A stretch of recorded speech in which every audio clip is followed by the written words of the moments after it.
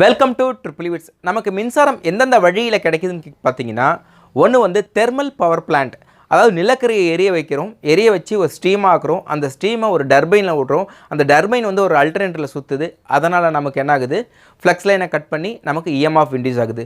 இது thermal power plant. Nuclear power பிளான்ட்லேயும் அதே மாதிரியா, நியூக்ளியர் என்ன பண்ணுறோம், பிளாஸ்ட் பண்ணுறோம், வெடிக்க வைக்கிறோம், அதை வந்து அந்த நெருப்பை வந்து ஒரு ஸ்டீமாக ஆக்குறோம், அந்த ஸ்டீமை வந்து ஒரு டர்பைனில் விடுறோம், அந்த டர்பைன் சுற்றுது, அங்கே ஃப்ளக்ஸ் லைனை கட் பண்ணி நமக்கு இஎம்எஃப் இன்டியூஸ் ஆகுது.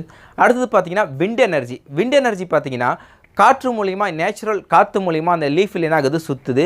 அது எங்கே சுற்றுதுன்னா, அது பின்பக்கம் ஒரு அல்டர்னேட்டர் கனெக்ட் பண்ணியிருப்பாங்க, அந்த அல்டர்னேட்டரில் ஃப்ளக்ஸ் லைனை கட் பண்ணுது, அங்கே இன்டியூஸ் இஎம்எஃப் கிடைக்குது.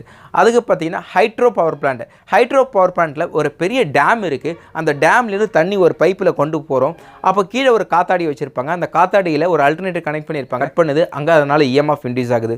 அடுத்து டைடல் எனர்ஜி, கடல் அலைகளிலிருந்து நமக்கு கிடைக்குது.